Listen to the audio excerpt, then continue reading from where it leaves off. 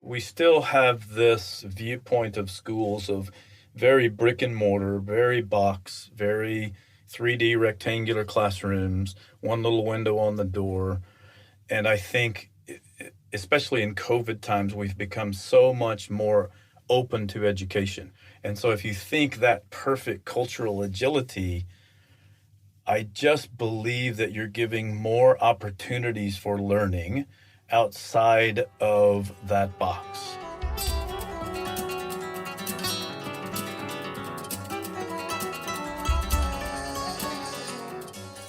Welcome to the Cultural Agility Podcast, where we explore the stories of some of the most advanced intercultural practitioners from around the world to help you become culturally agile and succeed in today's culturally complex world.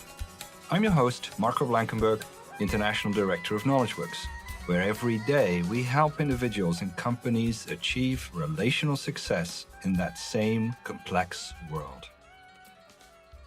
Welcome to this podcast, everybody. I'm excited about this conversation today with Michael and Shelley because it's about education today and using cultural agility in education.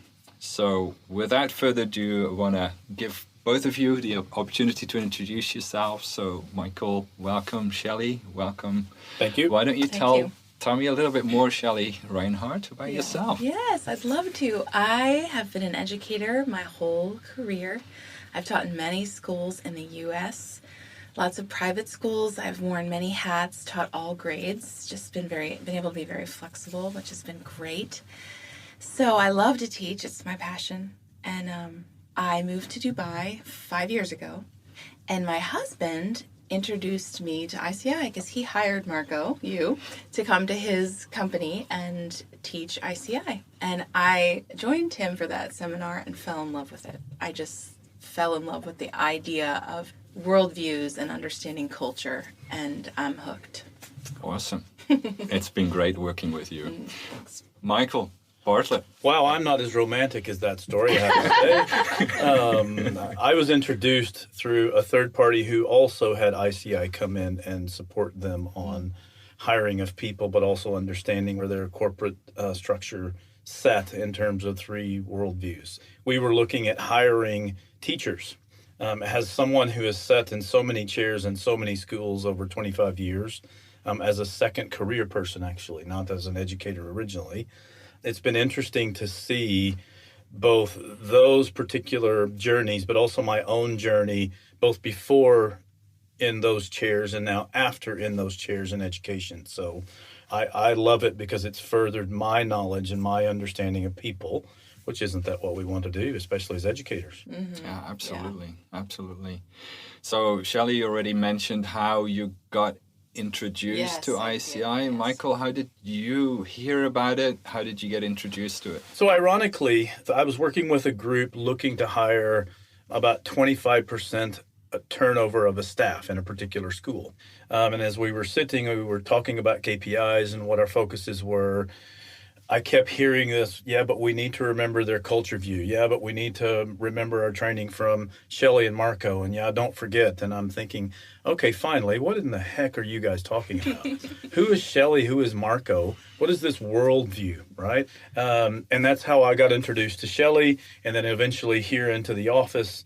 At that time, even in COVID times, I couldn't get enough because I'm furthering my opportunities to know more about teachers, not just people, but where they would fit in classrooms, in cultures of schools.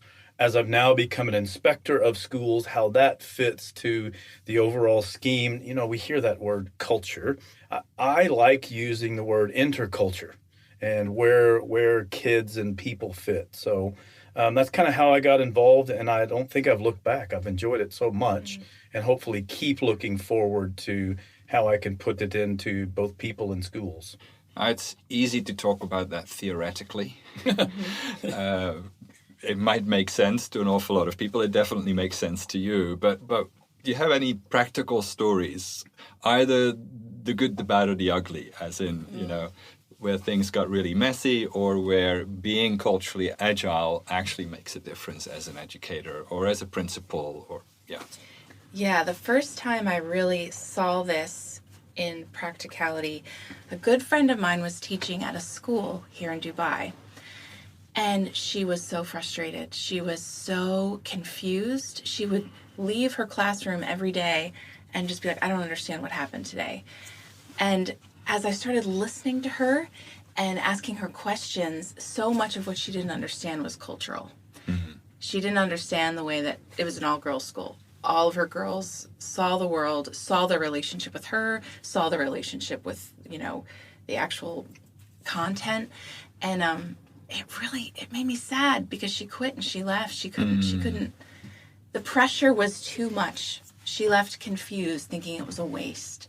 And that made me sad. And I was like, no, there's got to be a way that we can work through this and understand what's happening here. What was she misunderstanding? What were they misunderstanding? How could they come together? How could they understand each other? So that was the first, intercultural awesome clash I heard. Yeah, we'll talk later on about how you've been able to now equip teachers with the skills they need.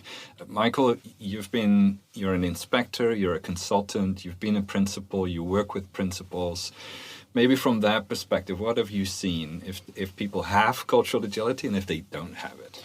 What's interesting is about 3 years ago, as I stepped out of the principal role, we got a mandate from our ministries, if you will, on schools are now going to be accountable to turnover. And what percentage of teachers are coming and going? How is that with consistency in the classroom? And now you're going to be, as we like to say in the UAE, rated based on that turnover. And the more I learned, and this was all before ICI, there was something there. There was teachers would come into my office as a principal, or I would sit and train principals and get this overwhelming feeling of there's something here that I don't know how to teach these teachers. Mm-hmm. And it wasn't until I went through the training and got certified that I recognized when we sit across from someone to hire them, whether it's a teacher or a middle leader, or maybe even interviewing a parent and a child to come into our school, I think we're not only assuming, but maybe expecting that they will have our same worldview. Yes. Mm-hmm. And the questions that we ask are centered around our worldview.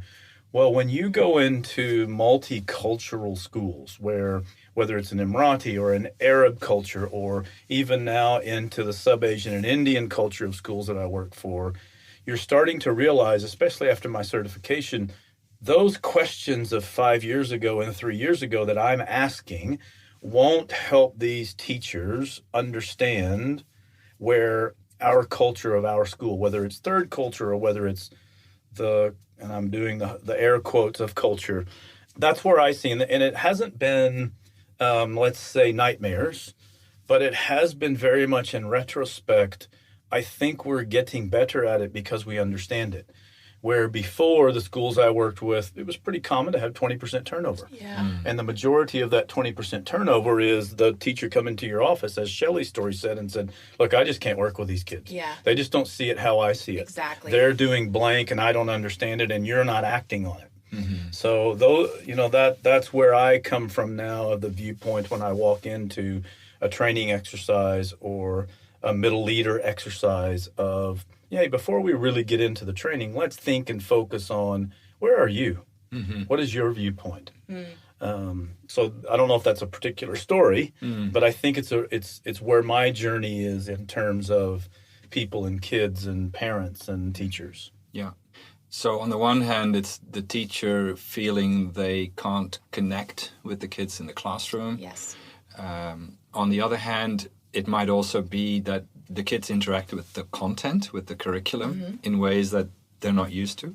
Mm-hmm. What about the interaction between staff, teachers amongst themselves? Have you seen challenges there, or? Yeah, I have. Especially here in the UAE, in the schools that I've worked in, I taught the 3 worldviews to a group of teachers at the beginning of a school year. And it was fascinating looking around the room. All of the teachers from the West, Canada, the US, whatever, Europe, they're all sitting together.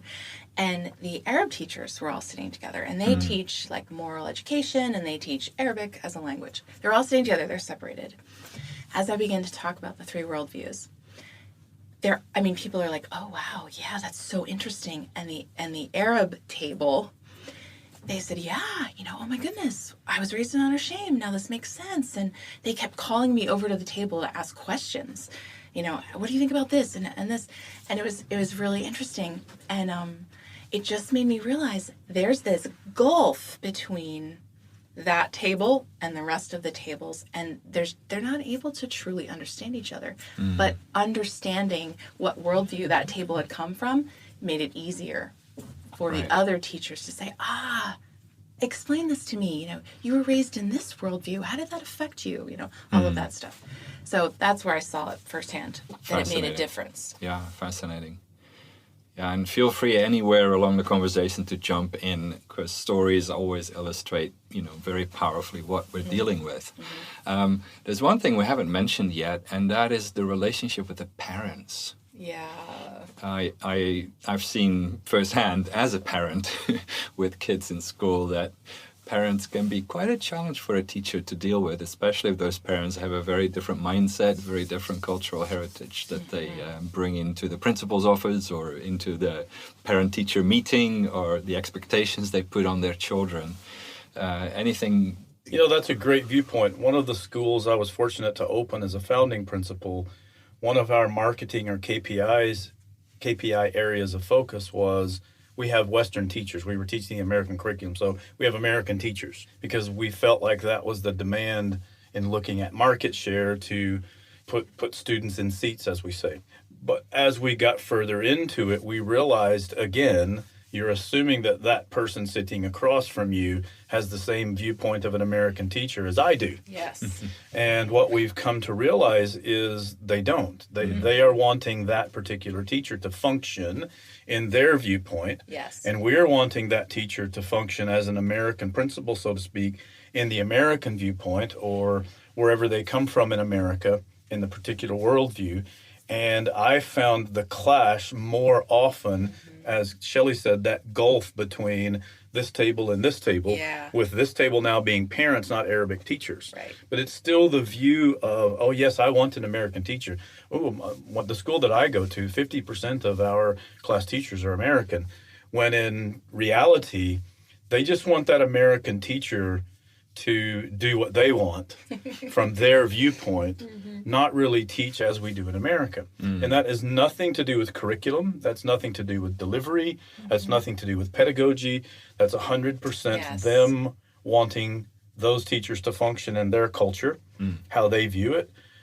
And then the flip side of that is the teachers don't know how to do that, so they become frustrated. And they have this expectation maybe of homework or academic honesty or whatever you might say, and the students won't have it, neither will the parents. They will have a tutor. The tutor will do all the work. The tutor will get 100% on the homework, and then the student doesn't survive. But it brings honor to the family because the particular child had 100%, but the teacher, as Shelley said, becomes very frustrated. Yes. Oh, so understanding that, we're now, a few of the schools that I'm working with, we're really focused on teaching parents' worldview. Yes. Yes, we're focused on teachers, and I think we're about to cross that bridge, but much more focused on parents' worldview of understanding when you say you want an American teacher or a Western teacher or my class teachers from wherever, that's not Arab, no offense to anyone, that comes with its own viewpoint. Yes. Yeah. And parents sometimes misunderstand that because they're not educated. Right. And they also are the ones writing the check. Therefore, we should behave according to the check writer and the payer. So that's been a lot of fun in terms of helping parents understand. We're even expanding that into one group who's a local university here and teaching parents of university students coming out of a particular culture of a particular school and understanding that this school has a specific base, a specific set of teachers. And as we get into university, there's much less turnover. University teachers, they don't care. You do it their way or you don't. So that's been interesting. Fascinating. It reminds me of a program we ran with future global leaders, so end of high school students, and where we encouraged the students to take the conversation about creating a culture where people belong, to take it home. And it was fascinating where the parents got involved once they understood. Even the conversations at the dinner table started to change. And it was fascinating to hear them get excited and say, wow, I had this amazing conversation with my parents. And I was able to take what I learned in school, I was able to take that home and start talking about culture creation and talk about grandpa and grandma and parents and our siblings and how we keep us together in a global world. You alluded to this idea of the classroom, and looking at you, Shelley, what would be an example of a teacher trying to use a certain pedagogy, a certain way of connecting with the students, and it doesn't work because there is different cultures in the classroom? Yes, so many examples. One would be brainstorming. Brainstorming is actually an innocence guilt concept where you are free in the classroom to share your opinions, and the teacher wants your opinion. They want you to share it. In fact, you're graded on sharing it. Your participation grade counts on that. But from an honor shame perspective, I'm not going to share unless it's been validated and approved by my community and myself. I'm not just going to spew out whatever I think. There's an honor shame exchange, so I'm not going to do that. So kids, are sitting in the classroom and they're from a different worldview and they're not going to share their opinion, and until you scaffold, until you say, look, in this classroom, we're creating a culture here of all the worldviews, and your opinion matters, even unfiltered. I want to hear what you think, and that's okay. This is a safe space to do that.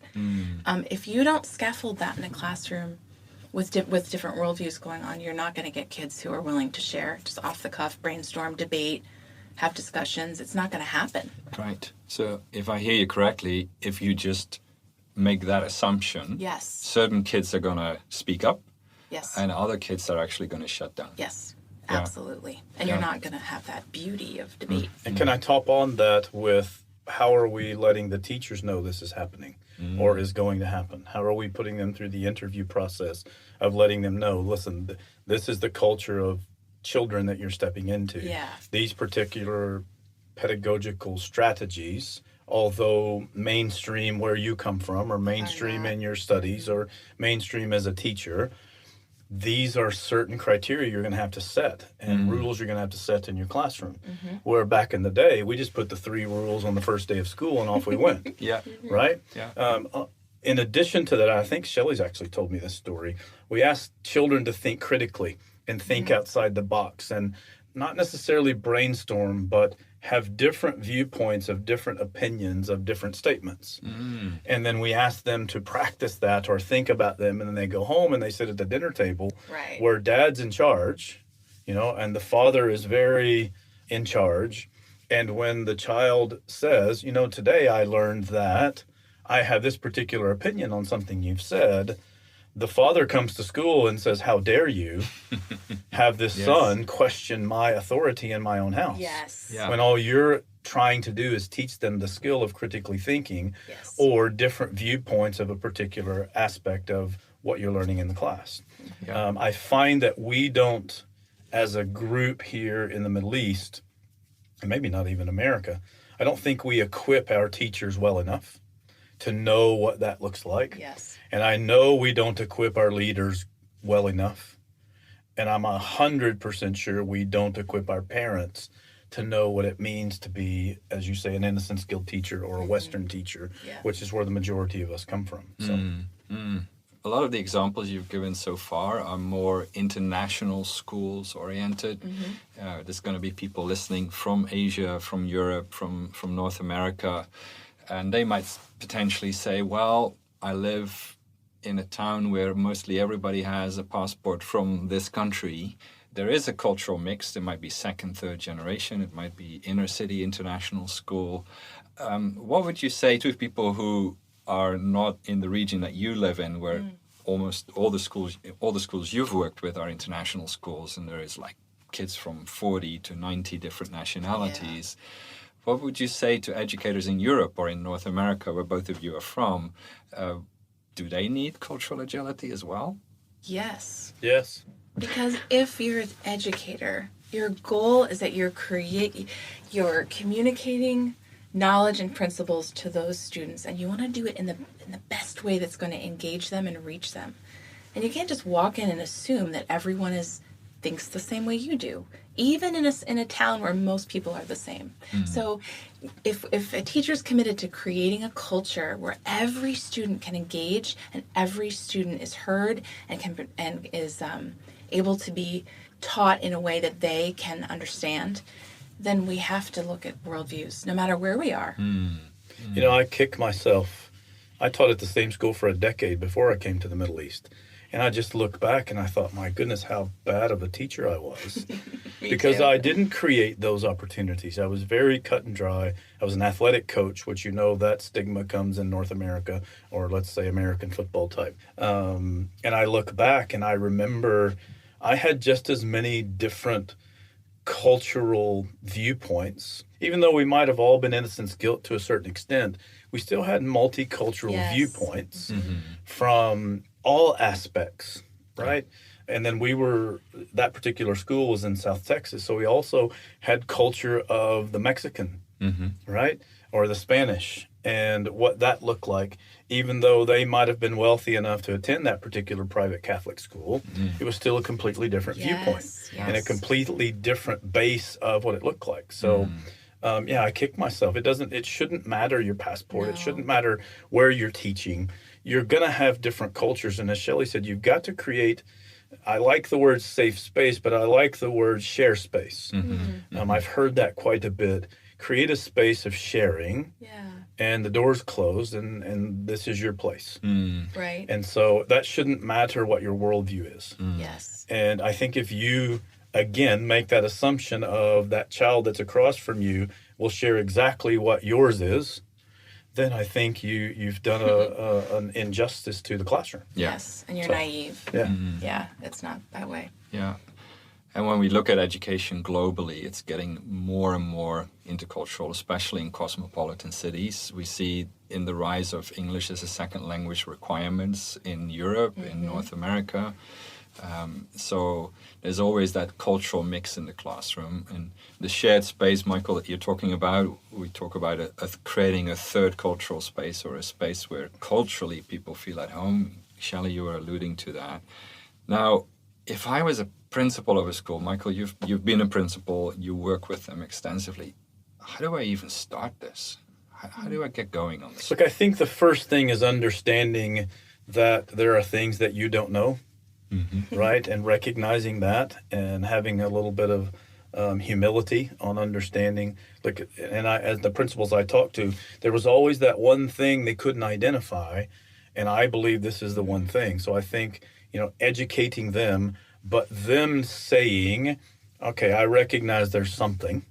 I want to know what that is. And I don't think we ever stop learning. And so being able to have enough humility to admit there's something I want to stop and find out what it is. Where, I taught a leadership class yesterday. We get so caught up in the day-to-day administrative duties of being a principal, we sometimes forget we are the leader. And to be a leader, you have to have an understanding of all of the aspects of the building, whether that's culture, whether that's where you come from in high poverty, low poverty. But I think recognizing that there are things that you still don't know would be a first step. And I think that opening the door to learning more about this can help you also open more doors, in my opinion. That's great. So if you could sort of dream about a school that really gets this, let's say everybody involved in the school, from the principal, the leadership team, support staff, the teachers, the school is culturally agile, even in the way they engage with parents, with the community at large. Paint a picture for me. What would it look like? What's different about it? Yeah. Well, I think everything's different about it, right? Yeah. We still have this viewpoint of schools of very brick and mortar, very box, very 3D rectangular classrooms, one little window on the door. And I think, especially in COVID times, we've become so much more open to education. I taught a class yesterday of principals across 31 countries, right? So it's not just me in front of this particular set of leaders. And so if you think that perfect cultural agility, I just believe that you're giving more opportunities for learning outside of that box. You know, I don't want to call it, you know, out of the box thinking.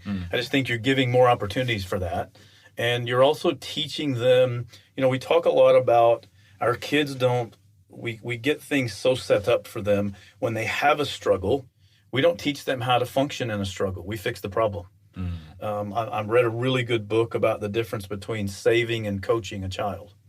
And so understanding what that looks like, and you see Kevin over in the corner and he's struggling with a particular thing. Well, what do we do as teachers?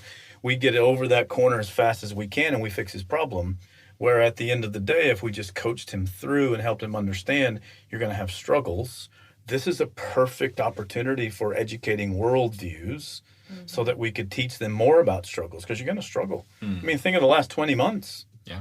You know, think of the struggles not just of teachers, but of human beings. But also look what we've accomplished in the last 20 months. In terms of, you know, humanity. So, and if I think about that, take that dream a little bit further. Let's say kids graduate from that type of a school where becoming culturally smart, knowing how to create culture together, where those types of things are part and parcel of being at that school.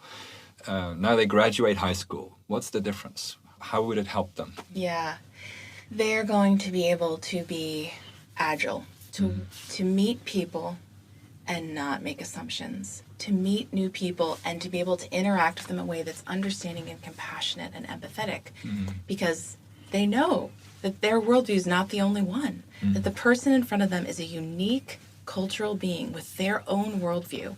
And if I'm trying to understand that person, I need to connect with that piece. And they're going to have the tools to do that. Whereas other kids just don't. You know, I think if we call that functionality, I hear that word quite a bit now in education. Are we teaching children or students or graduates to function in different aspects of the world, where most of the time we choose the university that closely matches what our parents taught us. We go there, we graduate, right? And then we move on to the world, and most of the jobs we take are jobs that more closely match those aspects of the world. Knowing that there are more out there and knowing that we are more multifunctional, I think is a good word, or doors. Agile, it opens opportunities and doors. You know, and Shelley and I both, we have university-age children. My daughter's graduated, was a teacher's now going back and getting a master's. Shelley's in her university years with her daughter.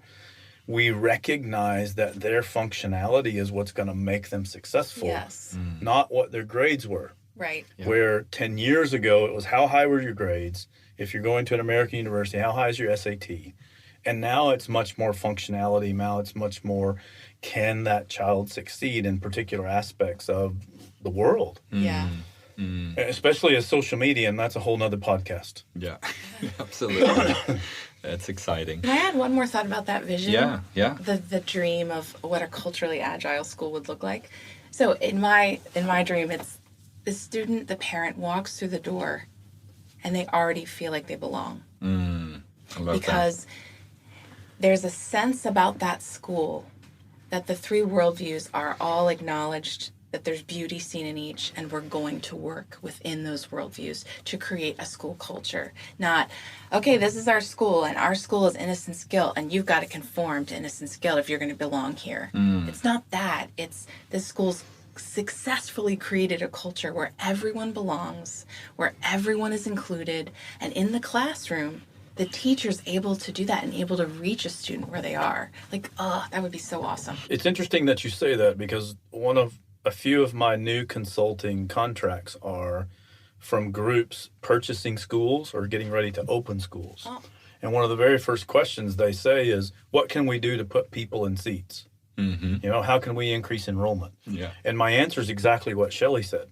You need to have people agile enough to understand their needs And again, it's that person sitting across from you. Yeah. You don't assume you want them to conform to you. How can you create an atmosphere Yes. where they, and it's a true atmosphere. It's not a fake atmosphere. You're not answering with the answers they want to hear. Right. No, It's true. Yeah. And so that's really what will change a school as we talk about with these companies wanting to buy schools or open new schools. So Yeah. I love that analogy. I appreciate it. Oh, that's great. And I can hear the passion in your voice as you speak about it. And you had a chance, Shelley, to develop a program called Culture in the Classroom.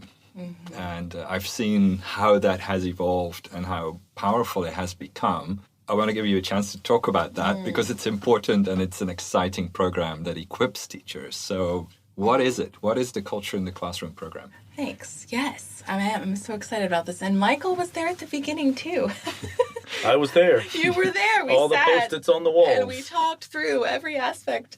But basically, it is teaching teachers that they are cultural beings, that they have a culture and a worldview that they're bringing to the classroom, and that impacts the way they teach.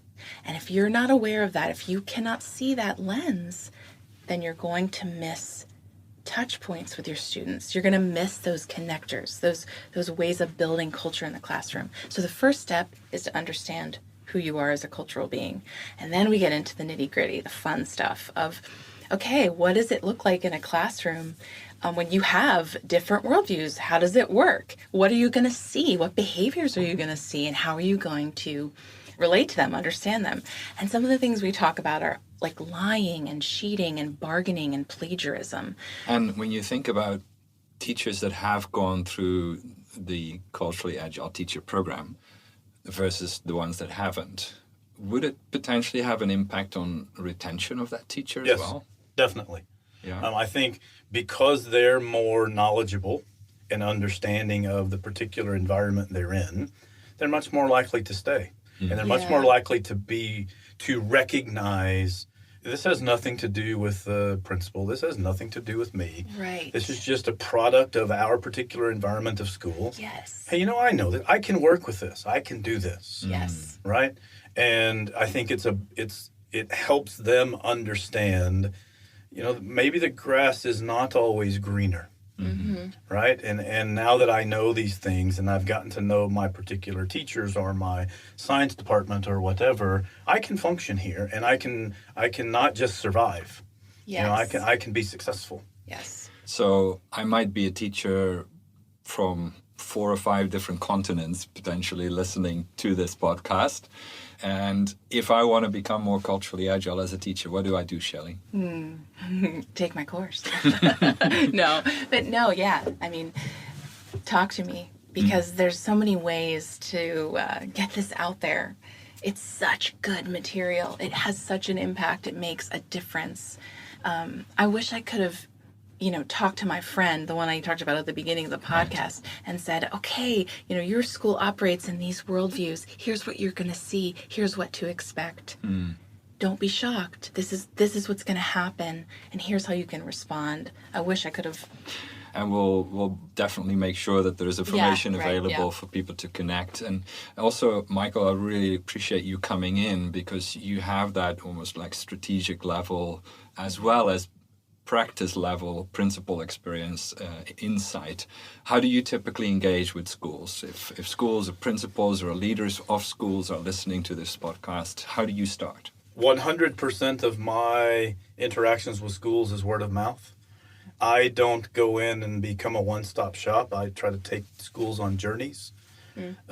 What I'm learning, and especially since I've been certified and understand this cultural agility, I find I'm better for schools because I have an understanding of before I was very cut dry. You're a principal. You have a problem. Let me fix your problem. Where now I'm much more understanding of what it looks like from their side of the desk, both from an experience as a principal, but also their particular likely worldview, even though I haven't necessarily assessed them. I would say that from my point of view, take the step. Contact whoever you need to contact. Find a way to get 1, 2, 3, 10, all of your teachers through this. Designate some leaders to help, cultivate this as that word culture, but cultivate it within your school. As far as what I do within schools, I think what's important is I help them in their education journey. I don't educate them. You know, I give them information, I give them resources. I do provide some professional development, but ultimately it's them that makes the decision to go on the journey or not. Right. And I think I spoke earlier about the leadership particular class that I'm doing at the moment. It's awesome, even when you're, I'm a chemistry physics teacher. When you see those light bulbs, right? And it's like, oh, hey, when you see that in a 25-year middle leader of a school. Yeah. And that's they awesome. go, you know, you can just see it. And then all of a sudden they walk out with a smile instead of a scowl of the 35 emails they have to return. Right. So that's awesome. Yeah. Well, thank you so much. I have so many more questions I would love to ask, and there's lots of stories to tell. But anybody who's listening to this podcast, you will be able to get in contact with Michael and Shelley via our team. Thank you so much for coming in. I'm pretty confident there's many more stories to tell in the foreseeable future. Yes. As we have the opportunity to bring cultural agility to schools. So thank you for being part of that journey and that important work that happens hopefully around the world. Thank you for the opportunity. Thank you. Thank you. Enjoyed it. Marco. Thank you so much for joining us for this episode of the Cultural Agility Podcast. If you enjoyed today's episode, share it with someone. The best way to help us out is by leaving a review on your favorite podcast app or channel, or forward and recommend this podcast to people around you. As always, if any of the topics we discussed today intrigue you, you will find links to articles discussing them in greater depth in the podcast notes. If you would like to learn more about intercultural intelligence and how you can become more culturally agile, you can find more information and hundreds of articles at knowledgeworkx.com. A special thanks to Jason Carter for composing the music on this podcast, and to the whole KnowledgeWorkx team for making this podcast a success. Thank you, Nita Rodriguez, Ara Azizbekian, Rajitha Raj, and thanks to Vipin George for audio production, Rosalind Raj for scheduling, and Caleb Strauss for marketing and helping produce this podcast.